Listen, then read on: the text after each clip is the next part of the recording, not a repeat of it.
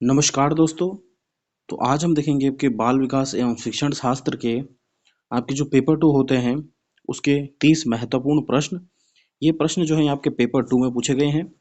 तो चलिए शुरू करते हैं आज के सेशन को। पहला प्रश्न आपके पास है कि विद्यार्थियों से प्रतिक्रिया प्राप्त करने का आदर्श प्रतीक्षा समय डैश के सही अनुपात में होना चाहिए। यानी आपको जो है विद्यार्थी से आपने आपने कुछ पढ़ाया उनको, तो आपको क्या है उनसे कुछ प्रतिक्रिया लेनी है आपको, तो उसका क्या अनुपात होना चाहिए। पिछले पाठों से प्रश्नों का उत्तर देने के लिए विद्यार्थियों द्वारा लिया गया समय, वास्तविक जीवन में प्रश्न की प्रासंगिकता, पाठ्य चर्चा में प्रकरण विशेष के लिए आवंटित समय या फिर प्रश्न की कठिनाई स्तर पर। तो इसका जो सही उत्तर हो जाएगा वो हो जाएगा आपका जो प्रश्न की कठिनाई स्तर पर आपको जो है विद्यार्थियों को क्या है उन्हें क्या है सोचने का समय देना चाहिए। तो डी ऑप्शन आपका इसमें सही हो जाएगा। नेक्स्ट प्रश्न आपका दूसरा प्रश्न आपका, मान लीजिए आप विद्यालय शिक्षा बोर्ड के अध्यक्ष हैं। आप अपने अधिकार क्षेत्र के अंतर्गत आने वाले विद्यार्थियों की शिक्षा की संपूर्ण गुणवत्ता को सुधारने के लिए योजना बनाएंगे। इस प्रकार का प्रश्न का एक उदाहरण है। यानी आप जो है एक शिक्षक बोर्ड के क्या है अध्यक्ष हैं, तो आप अपने विद्यालय को किस तरह बनाएंगे। तो ये कौन सा आपका क्या प्रश्न है, ये निम्न स्तरीय अभिसारी नहीं, गलत हो जाएगा। निम्न स्तरीय अपसारी ये भी गलत हो जाएगा। उच्च स्तरीय अपसारी ये भी गलत हो जाएगा। ये हो जाएगा उच्च स्तरीय अपसारी आपका सही हो जाएगा। डी ऑप्शन इसमें बिल्कुल सही हो जाएगा आपका। तीसरा प्रश्न आपका, सीखना डैश आकलन आकलन और अनुदेश के बीच डैश के दृढ़ीकरण द्वारा सीखने को प्रभावित करता है। आपको पूछना है सीखना जो है आपका कैसे आपको प्रभावित करता है। तो सीखना जो है सीखने के लिए आकलन आपका जो हो जाएगा सीखने के लिए आकलन सीखने के लिए आकलन आकलन का अनुदेश के बीच जो है दृढ़ीकरण द्वारा सीखने को प्रभावित करता है। तो यानी आपका जो ऑप्शन जो है इसमें आपको ऑप्शन सी इसमें बिल्कुल आपका सही हो जाएगा। सी ऑप्शन आपका इसमें सही हो जाएगा। तो जो है आपका ऑप्शन जो है इसमें आपका ऑप्शन सी इसमें आपका सही हो जाएगा। ठीक है, सी ऑप्शन आपका इसमें सही हो जाएगा। नेक्स्ट आपका चौथा प्रश्न आपका, आंतरिक रूप से अभिप्रेरित। आपको पूछा कि आंतरिक रूप से अभिप्रेरित जो विद्यार्थी होते हैं उनको आपका क्या है कहा, बाह्य रूप से अभिप्रेरित विद्यार्थियों की तुलना में अभिप्रेरणा स्तर कम होता है। यानी जो बाह्य रूप से आपके अभिप्रेरित होते हैं उनके हिसाब से आपका जो आंतरिक रूप से होता है उनका जो है स्तर क्या होता है, कम होता है आपका। तो ये आपका गलत बोला गया है, तो ये गलत हो जाएगा आपका। के लिए औपचारिक शिक्षा की आवश्यकता नहीं होती है, कि क्या है औपचारिक शिक्षा की आवश्यकता उन बच्चों के लिए क्या है नहीं होती है, ये भी गलत है आपका। के लिए पुरस्कार की बिल्कुल भी आवश्यकता नहीं होती, कि जो आंतरिक रूप से आपका मोटिवेटेड जो बच्चे होते हैं उनके लिए पुरस्कार की जरूरत नहीं होती, ये भी बिल्कुल गलत है। के लिए बाह्य पुरस्कार उसके अभिप्रेरणा को बनाए रखने के लिए प्राप्त नहीं है, ये बिल्कुल सही है। डी ऑप्शन इसमें सही हो जाएगा कि आपका जो है आंतरिक रूप से जो आपका विद्यार्थी अगर आंतरिक रूप से आपका मोटिवेटेड हो जाए तो उसके लिए क्या है कि आप बाह्य जो आपको उसको इनाम देंगे तो उसके लिए क्या है वो पर्याप्त तो नहीं होगा। तो डी ऑप्शन आपका इसमें सही हो जाएगा। 15 प्रश्न आपका, सतत और व्यापक मूल्यांकन की योजना में व्यापक शब्द के अलावा निम्नलिखित के द्वारा समर्थित किया जाता है। ठीक है, आपका जो है सतत एवं व्यापक मूल्यांकन आपने पढ़ा होगा। तो जो है क्या होता है कि जेपी गिलफोर्ड का बुद्धि संरचना का सिद्धांत, यानी आपका सतत एवं व्यापक मूल्यांकन को आप किस और के नाम से जाना जाएगा, जेपी गिलफोर्ड का बुद्धि संरचना का सिद्धांत, या फिर एल एल थ्रस्टन का प्राथमिक मानसिक योग्यता सिद्धांत, बहुबुद्धि सिद्धांत, या फिर सूचना प्रकरण सिद्धांत। तो इसका हो जाएगा ए ऑप्शन जेपी गिलफोर्ड का बुद्धि संरचना का सिद्धांत इसका सही उत्तर हो जाएगा। छठा प्रश्न आपका, कक्षा कक्ष में शिक्षक और विद्यार्थी किस प्रकार जेंडर को डैश करते हैं, यह सीखने के वातावरण को डैश करता है। यानी आपको पूछा गया है कि अच्छा आपका जो जेंडर होता है वो आपके कैसे आपका रोल प्ले करता है आपका जो है शिक्षक में। तो ये हो जाएगा कि कक्षा कक्ष में शिक्षक और विद्यार्थी किस प्रकार जेंडर को आपका जो है रूपांतरित बिल्कुल सही रूपांतरित करते हैं और यह सीखने के वातावरण को शुद्ध करता है। तो ए ऑप्शन आपका इसमें बिल्कुल सही हो जाएगा। आपका ए ऑप्शन इसमें आपका सही हो जाएगा। सातवां प्रश्न आपका उपलब्धि अभिप्रेरणा है। सफलता व असफलता को समान रूप से स्वीकार करने की तत्परता, बिना विचार जल्दबाजी में कार्य करने की प्रवृत्ति, ये गलत हो जाएगा। चुनौतीपूर्ण कार्य करने में डटे रहने की प्रवृत्ति, ये बिल्कुल सही है लग रहा है आपका। और असफलता से बचने की प्रवृत्ति, असफलता से बचना गलत हो जाएगा। और जो आपका पहला ऑप्शन है सफलता व असफलता के समान रूप से स्वीकार करने की तत्परता, ये भी गलत हो जाएगा। तो ऑप्शन सी आपका इसमें सही हो जाएगा कि चुनौतीपूर्ण कार्य करने में डटे रहने की प्रवृत्ति आपका जो है उपलब्धि अभिप्रेरणा कहलाता है। नौवां प्रश्न आपका लॉरेंस कोहलबर्ग के सिद्धांत की एक मुख्य आलोचना है कि उनके सिद्धांत में नारी परिप्रेक्ष्य गौण है। ये बिल्कुल सही है कि उन्होंने नारी के परिप्रेक्ष्य के बारे में कुछ नहीं कहा। उनकी जो थ्योरी थी आपकी, लॉरेंस कोहलबर्ग की जो थ्योरी थी, जो आपकी मोटिवेशनल थ्योरी थी, वह क्या कहती थी आपकी, जो है कि को ही उन्होंने आपका पुरुष के बारे में ही कहा है। तो क्या है, नारी निरपेक्ष कौन है, बिल्कुल आपका ये सही है। उन्होंने प्याजे के नैतिक विकास सिद्धांत को संदर्भ में नहीं लिया है, ये आपका गलत है। उन्होंने बच्चों की प्रत्येक स्तर पर विशिष्ट प्रतिक्रिया नहीं दी है, उन्होंने बच्चों पर कोई अनुसंधान कार्य नहीं किया है, ये तो गलत हो जाएगा। तो ए ऑप्शन इसमें सही हो जाएगा कि उन्होंने नारी के बारे में आपका कुछ नहीं कहा है। तो ये उसकी आलोचना थी आपकी, जो लॉरेंस कोलबर्ग थे। ठीक है, तो 10वां प्रश्न आपके पास, हार्वर्ड गार्डनर ने सुझाव दिया है कि अलग अलग प्रकार की बुद्धि होती है। निम्नलिखित में से कौन सी बुद्धि गार्डनर द्वारा प्रस्तावित प्रकारों में से एक नहीं है? आपको नहीं है पूछा गया है। आपकी हार्वर्ड गार्डनर ने 8 प्रकार की आपकी बुद्धि दी है, ये मैंने आपको गार्डनर की थ्योरी में पढ़ाया है। ठीक है, संगीतमय बुद्धि होती है, भाषाई बुद्धि होती है, शारीरिक गति संवेदी बुद्धि ये भी होती है आपकी। तो आपका व्यवहारिक बुद्धि इसमें क्या है, नहीं होती है। तो यही आपका ऑप्शन 4 इसमें सही हो जाएगा। 11वां प्रश्न आपके पास, इनमें से कौन सा विकल्प एक प्रगतिशील कक्षा में संरचनात्मक शिक्षण का उदाहरण है? ठीक है, विविध स्पष्टीकरण, तो ये तो सही है कि आप स्पष्ट करेंगे बच्चों को जो भी आप पढ़ा रहे हैं। रट कर याद करना बिल्कुल गलत हो जाएगा आपका।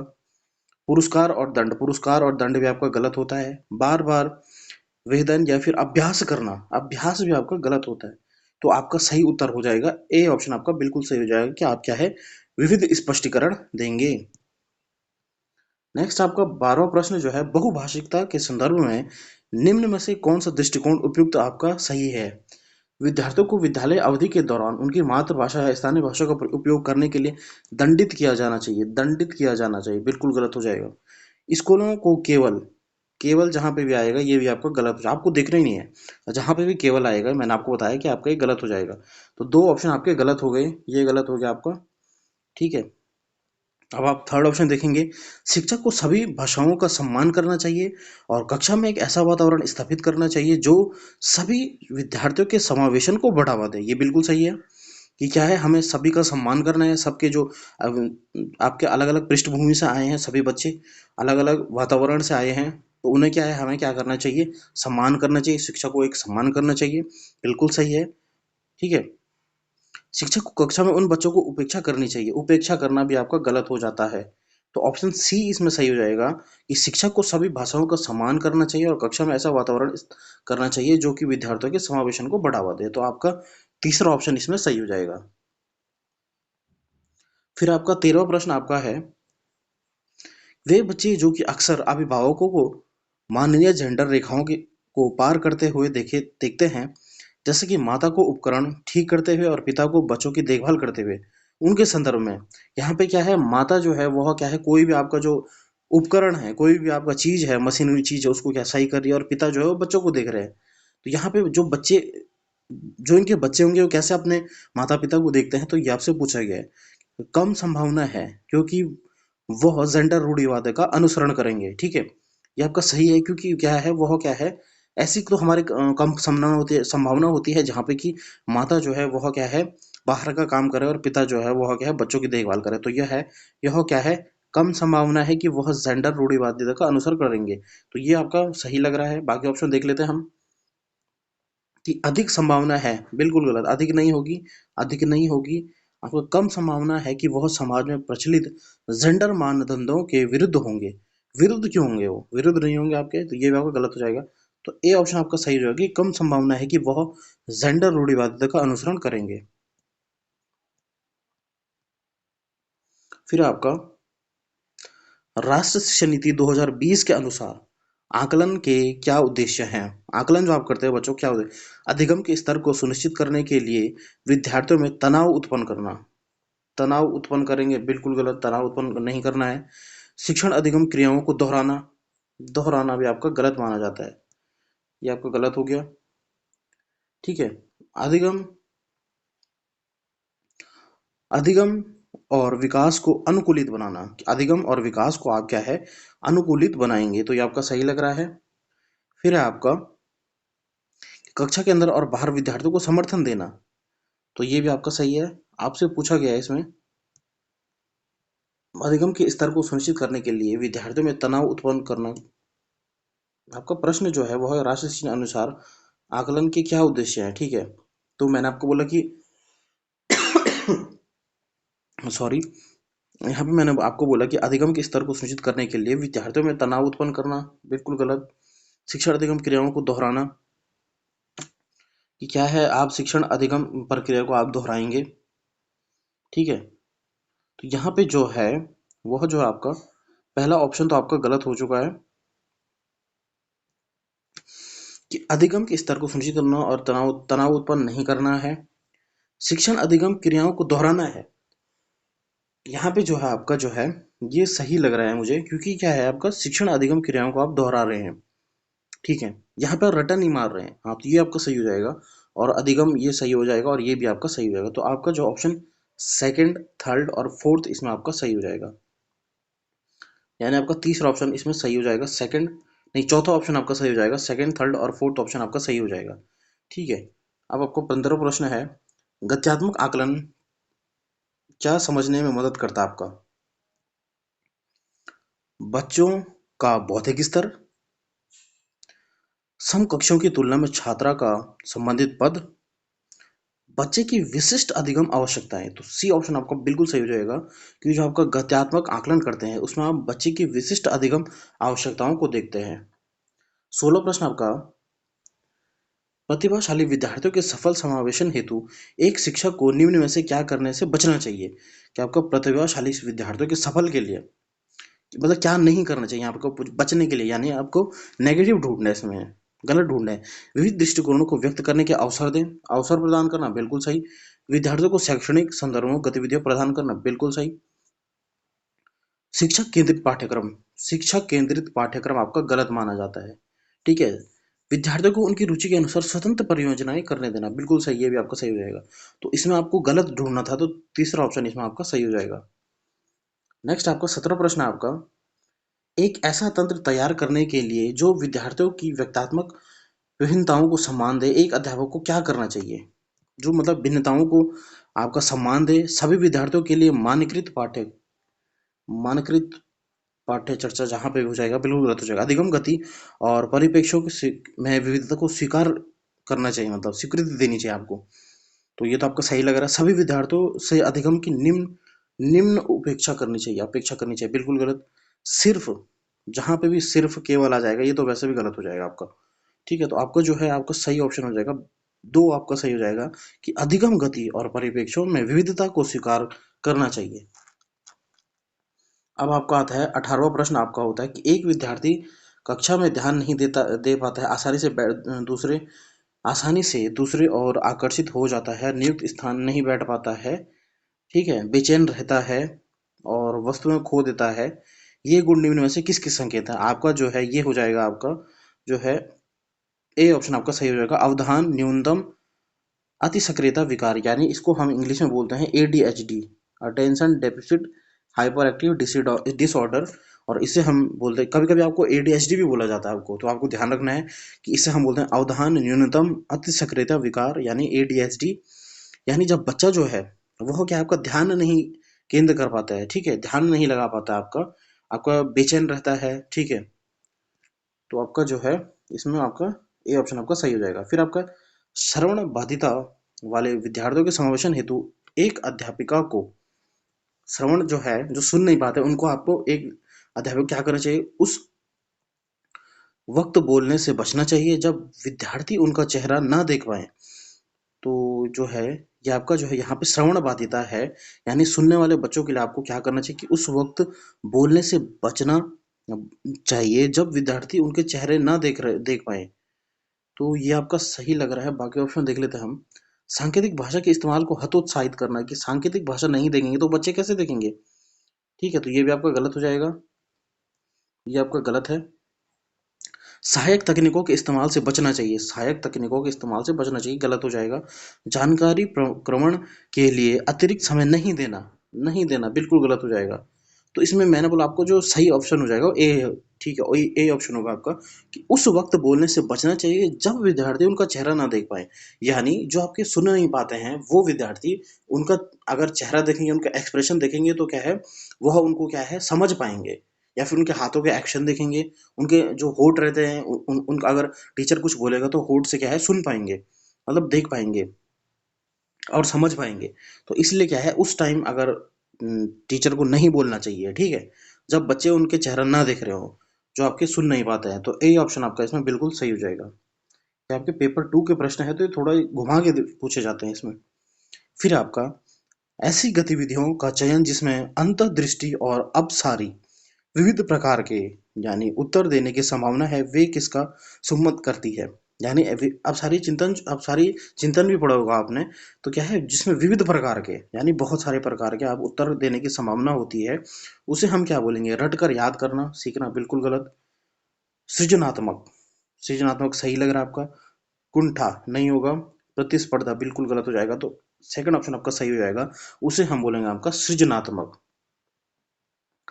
फिर है परीक्षा में कम अंक पाने वाले विद्यार्थियों को विशिष्ट विद्यालय में भेज दिया जाना चाहिए, कि उनके कम अंक आए तो उनको क्या है विद्या उनके लिए स्पेशल स्कूल बनाओ, ये बिल्कुल गलत है। केवल व्यावसायिक शिक्षा के लिए पाने के लिए मार्गदर्शन देना चाहिए, बिल्कुल गलत है। जहाँ पे भी आपको व्यवसाय के लिए आपको शिक्षा देनी होगी वह बिल्कुल आपका गलत हो जाएगा। दंड देना चाहिए, दंड नहीं देना बच्चे को, बिल्कुल गलत हो जाएगा। उनकी व्यक्तिगत आवश्यकताओं के अनुसार सहायता देनी चाहिए, बिल्कुल सही, चौथा ऑप्शन आपका सही हो जाएगा। फिर है आपका 22वां प्रश्न आपका जो है कथन और क्या है आपका तर्क वाले आपके ये प्रश्न होते हैं, ठीक है।